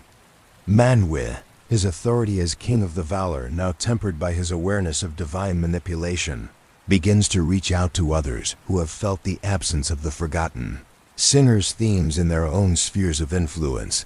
The first to answer his call is Nienna, the Vala of grief and compassion, whose tears have long carried within them the sorrow of incomplete creation. When she manifests in the cavern, her presence brings with it the weight of all the suffering that could have been transformed rather than merely endured. Her form shimmers with a light that speaks of pain acknowledged and transcended, but you can see in her eyes the recognition of deeper truths. I have wept for eons without understanding the true source of my sorrow, she says, her voice carrying the sound of rain on parched earth and wind through empty halls. Every tear I have shed has contained within it the echo of possibilities that were never allowed to bloom. The compassion I offer to the suffering children of Ilvatar has always felt incomplete, as if I were trying to heal wounds with only half the necessary medicine. Her acknowledgement of the cosmic deficiency validates your own growing understanding. The Valar themselves have been operating with diminished capacity, their individual gifts constrained by the absence of the transformative principles that the forgotten singer represented. Ulmo manifests next, his presence bringing the sound of vast waters and the memory of seas that dream of shores they have never touched. The Lord of Waters speaks of currents that lead nowhere, of tides that ebb and flow in patterns that feel incomplete, of depths that echo with the voices of drowned possibilities. The waters of Middle-earth carry messages between all living things. He explains, his voice like waves breaking on distant shores. But there are messages they have never been allowed to carry, songs they have never been permitted to sing. The very rain weeps for melodies it cannot remember, and the rivers flow toward destinations that no longer exist. As more of the Valar gather in response to Manwë's call, each brings their own testimony of absence and limitation. Yavanna speaks of gardens that could bloom with impossible beauty, if only they were allowed to grow beyond their predetermined patterns. Ali tells of crafts that remain unworked, because the materials for their creation were removed from the world before he could discover them. Even Varda, the Star Queen, admits to seeing empty spaces in the sky where constellations of unborn possibility once waited to shine. But it is the arrival of an unexpected figure that transforms your gathering from a council of the concerned into something approaching a cosmic rebellion. From the shadows of the deepest cavern emerges a being whose presence you recognize with shock and wonder. It is Olorin, he who became Gandalf the Grey and later Gandalf the White, but here in his original form as one of the Mire of Nienna. I have walked in Middle-earth, he says simply, his form radiating the quiet strength that marked his earthly incarnation. I have seen the direct consequences of the forgotten singer's absence in the lives of those who suffer under its effects. The hobbits who carry within their hearts an inexplicable sadness for joys they have never known. The elves who fade not because it is their nature, but because the world lacks the harmonies that could sustain their immortal spirits. The men who die in despair because they cannot sense the greater patterns that would give meaning to their brief lives. His testimony carries particular weight because it comes from direct experience rather than cosmic theory. Olorine has touched the lives of those most affected by the missing themes, has seen how the absence of transformative possibility manifests in individual suffering and societal stagnation. But I have also seen glimpses of what could be, he continues, his voice warming with memory. In the Shire, where the hobbits live in harmony with simple rhythms of growth and renewal, there are moments when the missing melodies almost break through. In the laughter of children, in the courage of those who face overwhelming darkness without hope of victory, in the love that persists despite all reason for despair. These are echoes of the forgotten singers' themes, proving that their influence was never completely eradicated. The gathering grows as word spreads through the hidden networks of those who serve wisdom rather than mere power. Radagast appears, bringing with him the testimony of the natural world and its persistent attempts to evolve beyond its current limitations. Saruman arrives as well, though his presence carries with it the tension of one whose studies of power have revealed uncomfortable truths about the nature of authority and control. Even some of the Eldar join your council, led by Galadriel, whose Rin Nenya has long preserved echoes of powers that should not exist according to the current cosmic order. Her mirror has shown her visions of what might have been, and her testimony adds the perspective of those who must live with the consequences of divine decisions made without their consent. We who are called the wise have always sensed that something essential was missing from our understanding, she says, her voice carrying the authority of ages spent in contemplation of the deepest mysteries. Our rings of power preserve only shadows of what was possible, fragments of harmonies that were excised before we could learn to sing them fully. Every act of preservation we accomplish is also an acknowledgement of loss. Every beauty we maintain a reminder of greater beauties that were forbidden. The council that forms in the depths beneath Tana-Kettle represents unprecedented cooperation between different orders of beings, all united by their shared recognition that creation itself has been wounded and that healing requires action rather than mere acceptance. The artifacts you carry pulse with increasing strength as more voices add their testimony to the growing chorus of dissent. But with each new ally comes also a deeper understanding of the risks involved in your quest. The original instrument beneath Mount Doom is not simply hidden, but actively guarded by forces that may not be entirely under Sauron's control. The cosmic powers that orchestrated the Forgotten Singer's removal would not have left their most dangerous artifact unprotected. Moreover, the very act of gathering this council has begun to send ripples through the fabric of reality. The combined will of so many powerful beings focused on a single purpose creates disturbances that cannot be hidden indefinitely. Already, the winds carry whispers of change, and the stars themselves begin to flicker with uncertainty. Manwë addresses the assembled council with words that carry the weight of irrevocable commitment.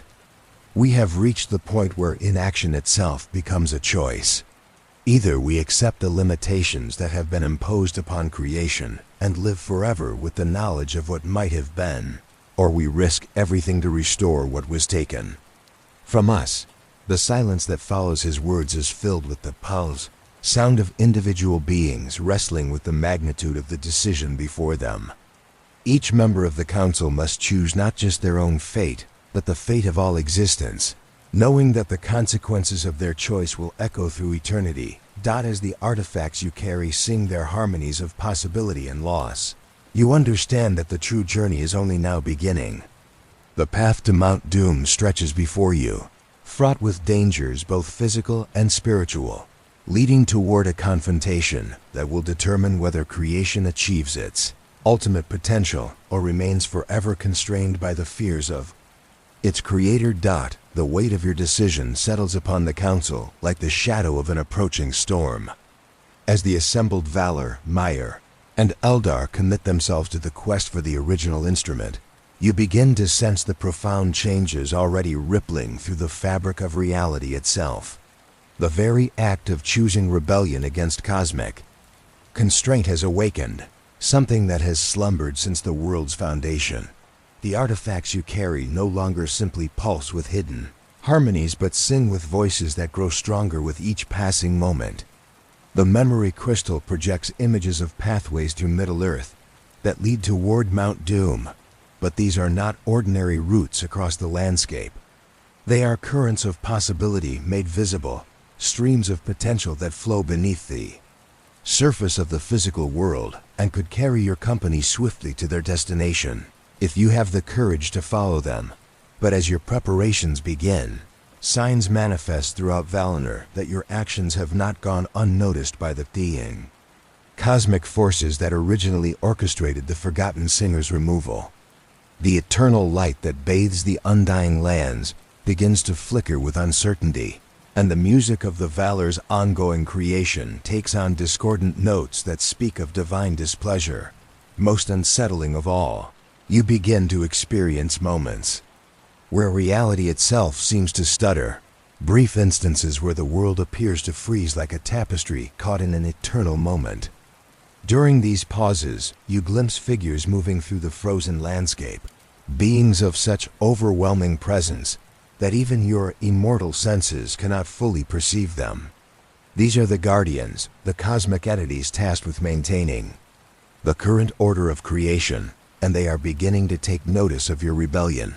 Nienna is the first to speak of the approaching danger, her sensitivity to suffering allowing her to perceive the anguish of reality as it struggles against the constraints that bind it. "I feel the pain of existence itself as it yearns for transformation," she says, her voice carrying new harmonies that resonate with the artifacts. "But I also sense the approach of those who would prevent any change, no matter how necessary or beneficial it might be. The Council understands that time is no longer their ally. Each moment of delay increases the risk that the Guardians will intervene directly, potentially sealing away the original instrument forever or worse, removing the memory of the Forgotten Singers so completely that even this gathering would forget why they came together. Yet even as danger mounts, you discover unexpected sources of support. The very landscape of Valinor begins to respond to your quest, offering aid in ways both subtle and profound. The crystalline caverns where you have gathered resonate with the artifact's harmonies, amplifying their power and creating protective fields that make it difficult for hostile forces to locate your exact position. More significantly, you realize that the spirits of the Eldar who chose to depart Middle-earth are not as removed from worldly concerns as they appeared.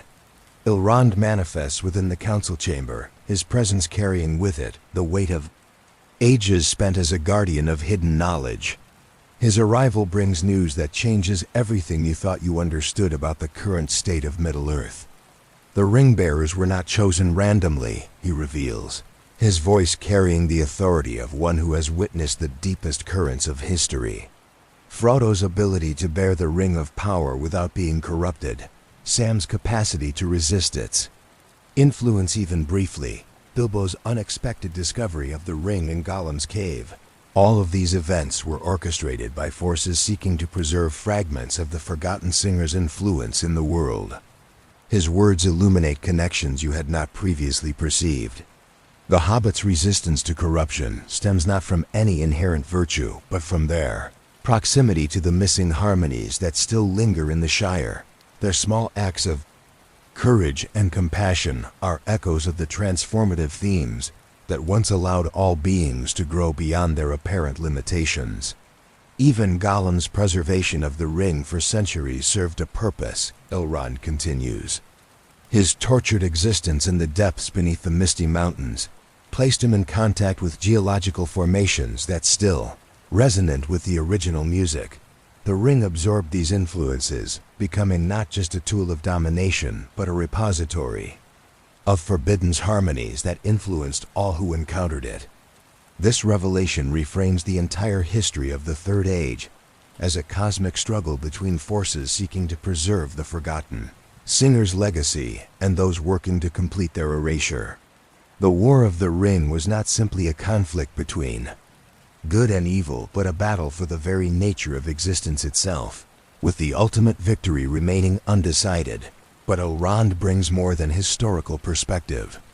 He carries with him a fragment of the Mirror of Galadriel, its silvered surface no longer showing visions of possible futures, but reflecting the deep currents of probability that flow beneath all events. When you look into this fragment, you see the path to Mount Doom not as a physical journey, but as a transformation of consciousness itself. The route requires more than simply traveling across Middle-earth.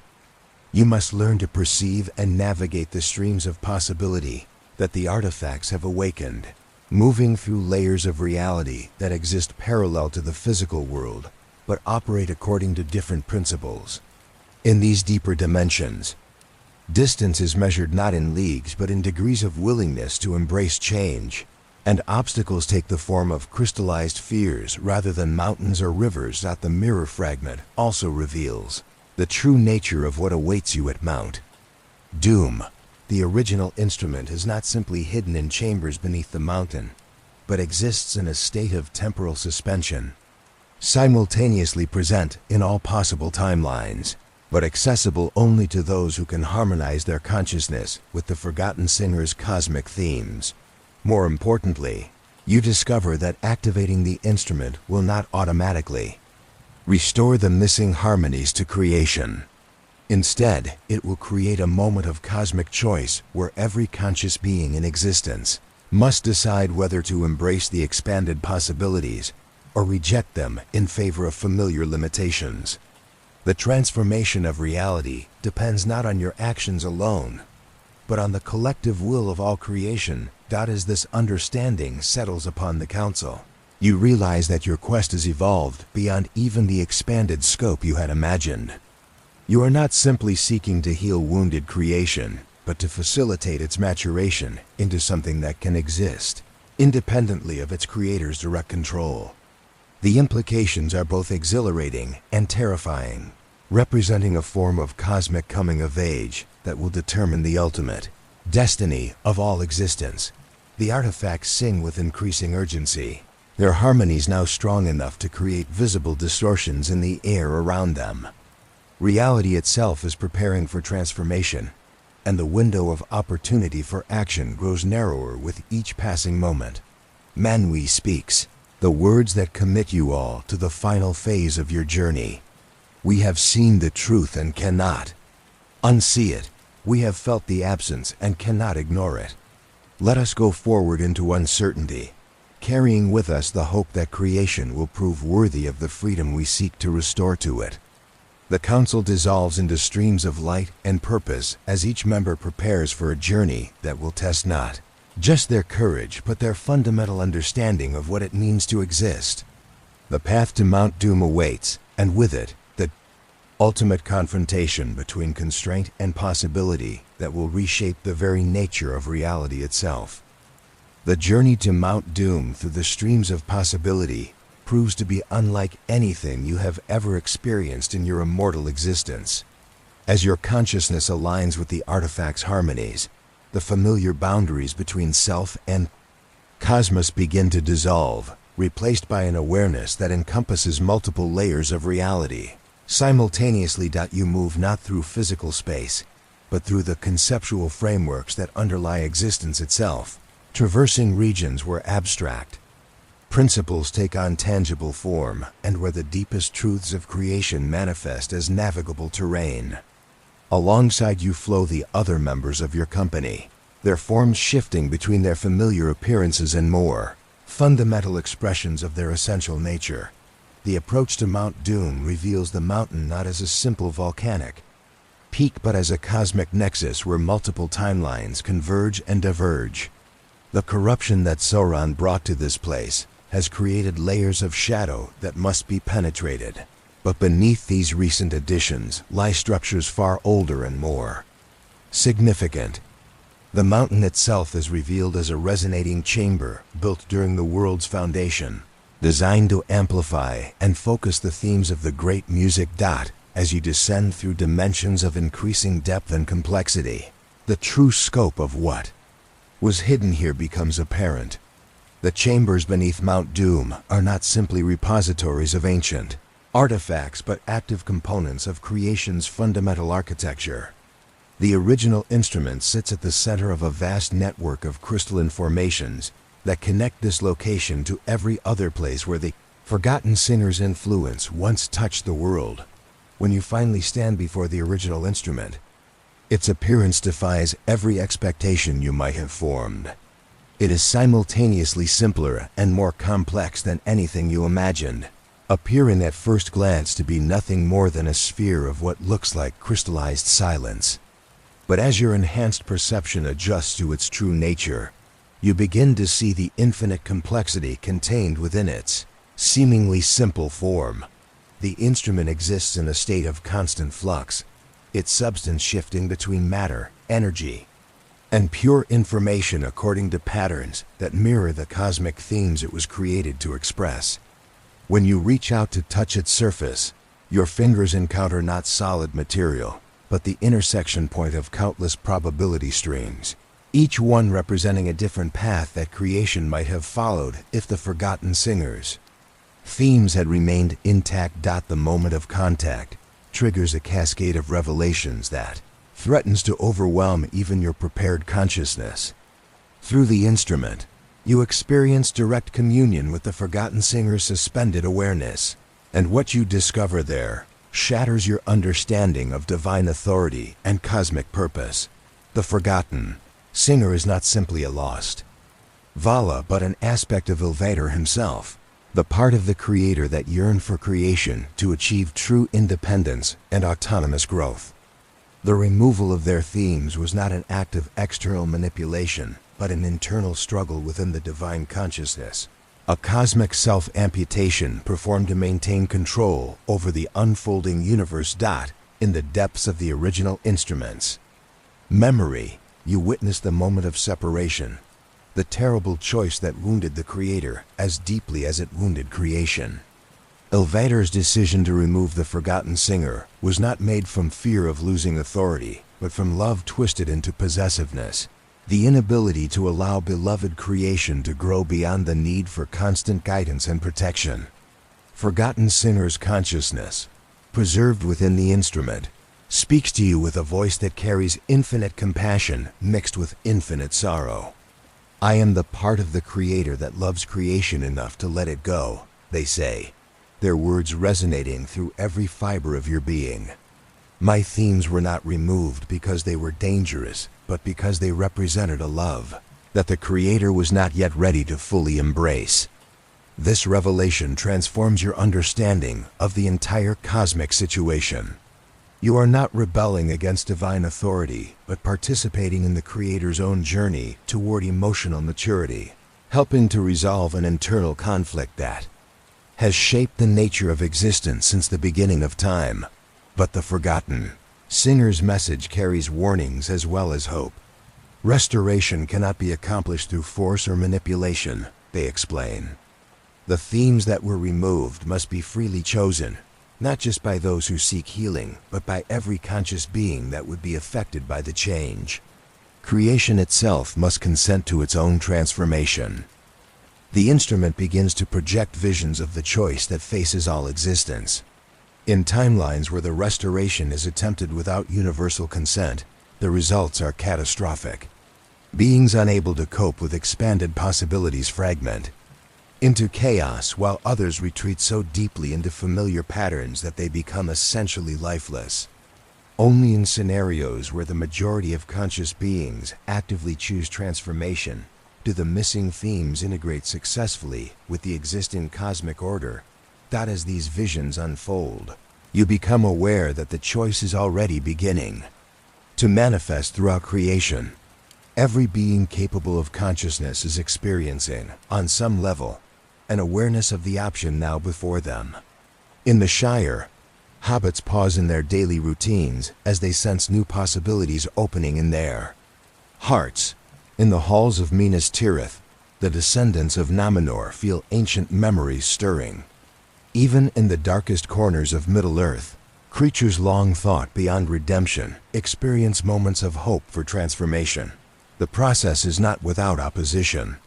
the aspects of consciousness that fear change and cling to familiar limitations, manifest as resistant forces, creating storms of anxiety and doubt that sweep through both the physical and spiritual realms. Some beings, overwhelmed by the prospect of unlimited possibility, actively choose to maintain their current constraints rather than risk the unknown. But alongside the resistance comes an extraordinary flowering of courage and vision. You witness moments of profound beauty as individuals throughout creation recognize their potential for growth and transformation. The songs of the Eldar take on new harmonies as they sense the possibility of renewed purpose. The craftsmen of Gondor discover inspirations that lead them to create works of unprecedented beauty. Even the trees of Fangdun begin to dream of forms they might take if they were free to grow beyond their current nature.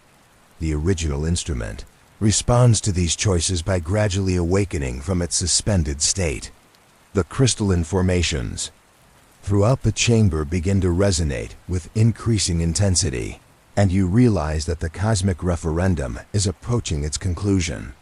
Soon, the collective choice of all conscious beings will determine whether the Forgotten Singer's themes can be restored to their rightful place in the ongoing music of creation. As the moment of decision draws near, you feel the weight of cosmic history focusing on this single instant.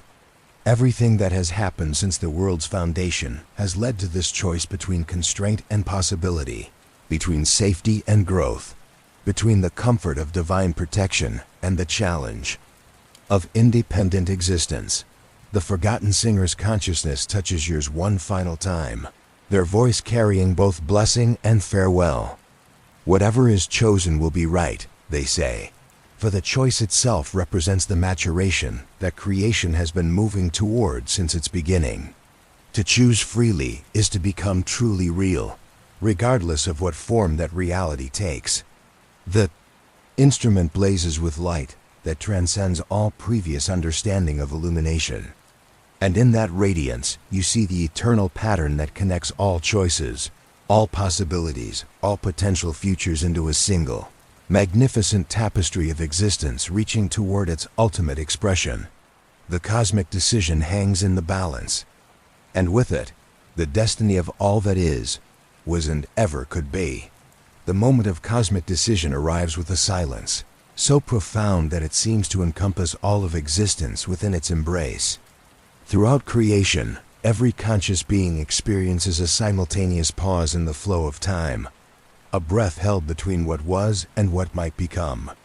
In this eternal instant, the accumulated choices of countless individuals coalesce into a single, unified response that will determine the fate of all reality.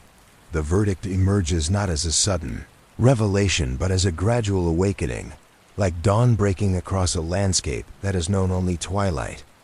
The majority of conscious beings throughout creation have chosen transformation over stagnation, growth over safety, the uncertain promise of independence over the comfortable certainty of eternal guidance. The choice is not unanimous, but it is decisive enough to tip the cosmic balance toward restoration. As this collective decision crystallizes, the original instrument undergoes a transformation that defies description. Its crystalline structure begins to unfold like a flower blooming in accelerated time, revealing layers of complexity that existed in potential but could not manifest until this moment of universal consent. The Forgotten Singer's consciousness, preserved within its depths for eons beyond counting, begins to reintegrate with the active patterns of creation. The process is both beautiful and terrifying. To witness, streams of pure possibility flow outward from the instrument, carrying with them the harmonies that were excised from the great music at the beginning of time. These currents of restoration move through the chambers beneath Mount Doom and spread across Middle-earth, then beyond to Valinor, and the uttermost reaches of existence itself. You watch as the missing themes begin to weave themselves back into the cosmic symphony, but their reintegration is not a simple restoration of what once was. The ages of separation have changed both the missing harmonies and the existing music, creating new possibilities for synthesis that could not have existed during the original creation. The Forgotten Singer's themes return not as echoes of the past, but as seeds of futures that transcend anything previously imagined. The first effects of restoration manifest in the physical world around you. The very stones of Mount Doom begin to sing with voices they have not used since the world's foundation, their melodies transforming the mountain from a place of corruption into a resonating chamber of renewal. The fires that once served destruction now burn with creative force, their flames dancing to rhythms that speak of transformation rather than annihilation. Throughout Middle-earth, the changes ripple outward with increasing intensity. In the Shire, the hobbits experience a flowering of joy and purpose that goes beyond their previous contentment. Their simple lives remain centered on familiar pleasures, but now these pleasures carry within them the seed of infinite possibility. Gardens bloom with colors that have no names, and songs emerge from hobbit throats that echo with harmonies older than memory. The Eldar, who have lived for ages with the melancholy of gradual fading, discover that their immortal spirits are no longer bound by the limitations of a static existence. The light of Valinor flows through them with renewed vitality, and their ancient crafts begin to produce works that surpass even their greatest achievements from the elder days. Most remarkably, they find that their connection to the mortal world is restored, allowing them to dwell in Middle-earth without the constant pain of separation from their true nature. Even the race of men, whose brief lives have been marked by the struggle against mortality, experience profound transformation. Death remains a reality, but it no longer carries the sting of absolute termination. Instead, it becomes a doorway to forms of existence that complement rather than replace their earthly experience. The fear that has driven so much human conflict and ambition gives way to a deeper understanding of their role in the cosmic pattern. But the most dramatic changes occur in the realm of the Valar themselves. As the Forgotten Singer's consciousness fully reintegrates with the ongoing music of creation, the other Valar discover that their own powers and purposes are expanded beyond anything they previously imagined. Manwë's dominion over the air and sky becomes a mastery of all forms of communication and connection. Olmo's authority over the waters extends to the currents of possibility that flow through all existence. Nienna's gift for healing sorrow transforms into the ability to transmute suffering into wisdom, not by erasing pain but by revealing its hidden purpose in the larger pattern of growth. Yavanna's nurturing of growing things becomes a cosmic force for evolution and adaptation, while Olu's craftsmanship transcends the creation of objects to become the shaping of new forms of existence itself. The restoration process reveals that the original removal of the Forgotten Singer's themes was not simply a mistake, but a necessary stage in creation's development. The period of separation allowed the universe to develop stability and structure, while the eventual reintegration provides the framework for continued growth and evolution. The cosmic wound was real, but it was also part of a larger healing process that could only be completed through the conscious choice of creation itself. As the harmonies of restoration spread throughout all levels of existence, you begin to understand that your role in this cosmic transformation is drawing to a close. The original instrument, having served its purpose as a catalyst for change, begins to dissolve back into the fundamental patterns of creation. Its substance disperses to the restored cosmic symphony, becoming part of the ongoing music rather than a separate artifact. The Forgotten Singer's consciousness, now fully reintegrated with the active flow of creation, speaks a final message that resonates through every being capable of awareness. The choice has been made and honored. Their voice carries to every corner of existence. What follows will be shaped by the wisdom and courage of all who participate in the ongoing act of creation. The themes that were lost have been restored, but their expression depends on the choices made by each conscious being in each moment of their existence. The chamber beneath Mount Doom begins to transform as the cosmic restoration reaches its completion. The crystalline formations that once amplified the original instrument's power now serve as conduits for the ongoing flow of creative force, connecting this location to every other place where conscious beings work to manifest the potential that has been restored to them. You realize that the quest that began with the discovery of a hidden memory crystal has evolved into something far greater than you initially imagined. You have participated not just in the healing of ancient wounds, but in the maturation of creation itself, helping to facilitate the transition from a universe governed by external authority to one that grows through the conscious choices of its inhabitants. The artifacts that have guided your journey begin to fade as their purpose is fulfilled, their stored harmonies now integrated into the living symphony of existence. The memory crystal, almost shell, and the ancient harp all dissolve into streams of light that join the cosmic flow, their individual identities preserved within the larger pattern they have helped to restore. As the final notes of the restoration process echo through the chambers of Mount Doom, you understand that the true work is only beginning. The missing themes have been restored, but their continued expression depends on the ongoing choices of every conscious being throughout creation. The cosmic symphony has been healed, but it must be continuously renewed through the active participation of all who exist within its embrace. In the aftermath of the cosmic restoration, you find yourself standing in a world that is simultaneously familiar and completely transformed. The chambers beneath Mount Doom have become a place of pilgrimage rather than danger, where the crystalline formations now serve as focal points for the ongoing creative force that flows through all existence.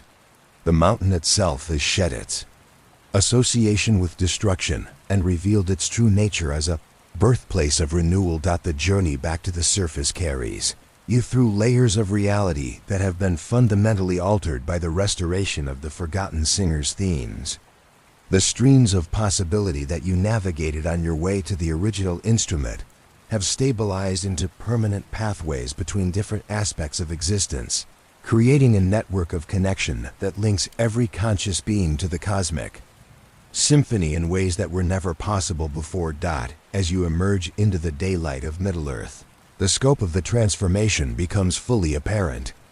The sky itself has taken on new qualities, its blue depths now shimmering with currents of potential that can be perceived by those who have learned to attune their consciousness to the restored harmonies. The sun's light carries within it not just warmth and illumination, but inspiration and possibility, nourishing not just physical growth, but the evolution of consciousness itself. The landscape of Mordor, long corrupted by the influence of the Dark Lord, has begun a process of healing that transcends mere environmental restoration. The barren wastes are not simply returning to their original state, but transforming into something that never existed before. A realm where the lessons learned through suffering and redemption have created conditions for forms of beauty that could not have emerged without the experience of darkness. Your companions from the Cosmic Council have dispersed throughout creation, each carrying with them the responsibility of nurturing the restored themes in their own spheres of influence. Manwë has returned to his throne atop Tanaquetil, but his role as king of the Valar has evolved beyond mere governance to become a form of cosmic facilitation, helping to coordinate the choices of conscious beings throughout existence without imposing his will upon them.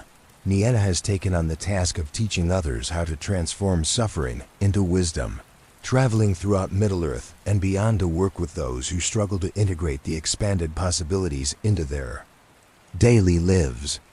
Her presence brings not just comfort, but the deep understanding that growth often requires embracing discomfort and uncertainty as necessary aspects of the journey toward greater fulfillment. The Eldar throughout Middle-earth and Valinor have discovered that their ancient melancholy has been replaced by a form of joy that encompasses both the beauty of what is and the excitement of what might become. Their crafts and arts have taken on new dimensions, creating works that serve not just as expressions of beauty, but as catalysts for continued transformation in all who encounter them. But perhaps the most profound changes are occurring among the seemingly simplest inhabitants of Middle-earth. The hobbits of the Shire have become inadvertent teachers of how to live in harmony with the restored cosmic themes, their natural contentment now serving as a foundation for explorations of possibility that extend far beyond their previous horizons. Their gardens bloom with plants that respond to their cultivators' dreams, and their songs carry melodies that inspire hope in the hearts of all who hear them. The race of men, freed from the fear of meaningless mortality, has begun to explore forms of civilization that balance individual growth with collective harmony. Their cities are transforming into centers of learning and creativity, where the accumulated wisdom of the ages serves as a springboard for innovations that benefit not just humanity but all conscious beings who share the world with them. Even the creatures that were once considered enemies of the free peoples have been touched by the restoration. The orcs, long thought to be irredeemably corrupted, have begun to remember their origins as corrupted elves, and are slowly finding their way back to forms of existence that honor both their past suffering and their potential for renewal. The Payende process is difficult and sometimes painful, but it demonstrates that no conscious being is beyond the reach of transformation. As you reflect on these changes, you begin to understand that your role as a keeper of memories has evolved into something far more significant. You are no longer simply preserving the past, but actively participating in the creation of new forms of memory, helping to establish patterns of experience that will guide future generations in their exploration of the restored possibilities. The memory crystals in your study in Valinor have been transformed by the cosmic restoration, their contents now dynamic and interactive rather than static recordings. They serve as living repositories of experience that can communicate directly with those who seek guidance, offering not just information, but wisdom that adapts to the specific needs and circumstances of each individual who consults them. Own consciousness has been expanded by the experience of direct contact with the Forgotten Singer's themes, allowing you to perceive the connections between all forms of existence in ways that were impossible before the restoration. You find yourself able to assist others in recognizing their own potential for growth and transformation, serving as a bridge between the cosmic level of existence and the intimate personal level where individual choices shape the ongoing evolution of creation. The relationships between different orders of beings have been fundamentally altered by the restoration. The rigid hierarchies that once defined the interaction between Valar, Mir, Eldar, and the younger races have given way to a more fluid form of cooperation based on mutual respect and shared purpose. Each being's unique perspective and capabilities are recognized as essential contributions to the ongoing work of cosmic evolution. Elwyn has taken on the role of helping mortal beings understand their connection to the immortal realms, her own transformation from mortal to immortal, serving as a living example of the bridges that can be built between different forms of existence. Her presence provides comfort to those who struggle with the transition from limited to expanded consciousness, offering guidance based on her own experience of radical transformation. The healing that has occurred extends beyond individual beings to encompass the fundamental structures of reality itself. The wounds that were created by the removal of the Forgotten Singer's themes have been not just closed but transformed into sources of strength and wisdom. The scars remain visible, but they now serve as reminders of the journey toward wholeness rather than as permanent limitations on what is possible. As the reality of the restored cosmic harmony settles into the patterns of daily existence, you begin to perceive the emergence of new forms of beauty and meaning that could not have existed without the experience of separation and restoration. The universe has learned to value both stability and change, both individual expression and collective harmony, both the comfort of the known and the excitement of the unknown. The work of integration continues, requiring constant attention and care from all who participate in the ongoing creation. But it is work that brings deep satisfaction, for it represents the active participation of conscious beings in the evolution of existence itself. Every choice made in harmony with the restored themes contributes to the growing symphony of possibility that defines the new cosmic order. The transformation is not complete, nor will it ever be, for the essence of the forgotten Singer's themes is that they enable continued growth and evolution. But the foundation has been laid for a form of existence that can adapt and evolve, while maintaining its essential harmony and beauty. As the cosmic restoration settles into the gentle rhythms of renewed existence, you find yourself drawn back to the shores of Valinor, where the eternal twilight now carries within it the promise of infinite dawns yet to come. The waves that wash against the crystalline beaches sing with harmonies that were absent for ages beyond counting, their voices weaving together the ancient melodies of creation with the new themes that emerge from each moment of conscious choice. Memory crystals in your study have become something far more beautiful than repositories of static knowledge. They now pulse with the living light of ongoing experience, each one a window into the vast network of consciousness that connects all beings throughout creation. When you touch their surfaces, you perceive not just the events of the past, but the flowering of possibilities that continues to unfold in every present moment. Your work as a keeper of memories has evolved into something that encompasses both preservation and cultivation. The knowledge you tend is no longer fixed but grows and changes as new experiences are integrated into the cosmic symphony. Each day brings revelations that expand your understanding of what it means to exist in harmony with the restored themes of the forgotten singer. The view from your window reveals a Valinor that has been transformed by the return of cosmic wholeness. The gardens of Yavanna bloom with plants that respond to the dreams of those who tend them, their forms shifting subtly to reflect the evolving consciousness of their caretakers. The workshops of Allah ring with the sounds of creation that transcends mere craftsmanship, as works of art and utility emerge that serve as catalysts for continued growth and transformation. In the distance, the peak of Tanaketl rises toward the star-filled sky, its summit now crowned with a light that speaks of authority tempered by wisdom and guidance offered without compulsion. Manwi's presence can be felt in every breeze that carries the scent of Malern blossoms and the whisper of new melodies waiting to be discovered. The paths that wend through the hills of Valinor are no longer simply routes between destinations, but currents of possibility that connect all places where conscious beings work to manifest the potential that has been restored to them. Walking these paths becomes a form of meditation, each step a choice that contributes to the ongoing creation of beauty and meaning. As you reflect on the journey that brought you to this moment of cosmic renewal, you understand that the quest for the forgotten singer's themes was never really about restoring what was lost, but about discovering what was always meant to be. The separation and restoration were both necessary phases in the maturation of creation, allowing the universe to develop the wisdom and courage necessary for true independence. The memory of the original instrument beneath Mount Doom has become a source of ongoing inspiration, its dissolved essence now part of the living symphony that flows through all existence. The chamber where it once rested has been transformed into a place of pilgrimage, where beings from throughout creation come to experience direct contact with the currents of possibility that shape their daily lives.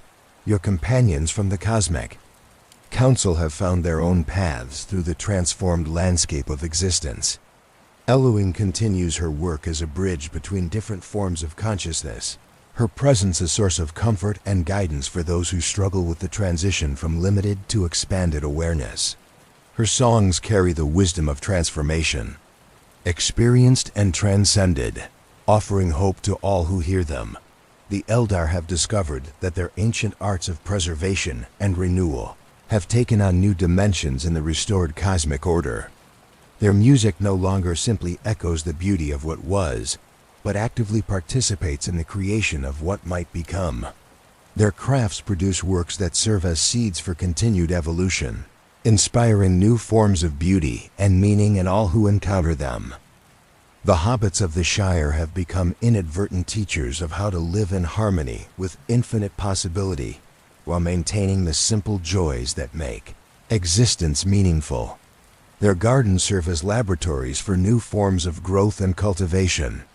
Their kitchens produce meals that nourish not just the body, but the spirit, and their songs carry melodies that inspire hope and wonder in the hearts of all who hear them. The race of men has begun to explore forms of civilization that honor both individual growth and collective harmony. Their cities are transforming into centers of learning and creativity where the accumulated wisdom of the ages serves as a foundation for innovations that benefit all conscious beings. Their courage in facing the unknown has become a source of inspiration for beings throughout creation. Even the creatures that were once considered enemies have found their place in the restored cosmic order. The orcs, slowly remembering their origins and potential, work to transform their experience of corruption into wisdom that can guide others who struggle with the legacy of past mistakes. Their journey toward redemption demonstrates that no conscious being is beyond the reach of transformation. As the eternal twilight of Valinor deepens into a restful peace, you find yourself standing once again at the window of your study, looking out over a landscape that embodies the perfect balance between preservation and growth. The stars above shine with a light that speaks of countless possibilities yet to be explored, while the earth below hums with the contentment of a world that has found its true purpose. The artifacts that guided your journey have fulfilled their purpose and dissolved back into the cosmic symphony, their individual identities preserved within the larger pattern they help to restore.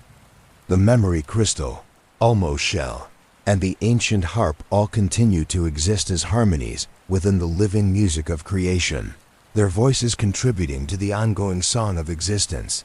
The silence that falls over Valinor is not empty, but full of potential, pregnant with the possibility of new melodies waiting to be born. It is the silence of a world that has learned to breathe with the rhythms of cosmic harmony, where every moment holds the promise of discoveries yet to be made and beauty yet to be created. In this peaceful conclusion to your cosmic journey, you understand that the work of restoration is never truly complete. The themes of the forgotten singer have been returned to their rightful place in the symphony of existence, but their continued expression depends on the choices made by every conscious being in every moment of their existence. The healing of creation is an ongoing process that requires constant attention and care, but it is work that brings deep satisfaction and joy. As you prepare to rest in the gentle embrace of Valinor's eternal twilight, you carry with you the knowledge that the universe has learned to value both stability and change, both individual expression and collective harmony, both the comfort of the known and the excitement of the unknown. The cosmic symphony plays on, forever growing in complexity and beauty, forever open to new harmonies and new possibilities. The mystery of the forgotten singer has been solved not through the discovery of hidden knowledge but through the conscious choice of creation itself to embrace its full potential.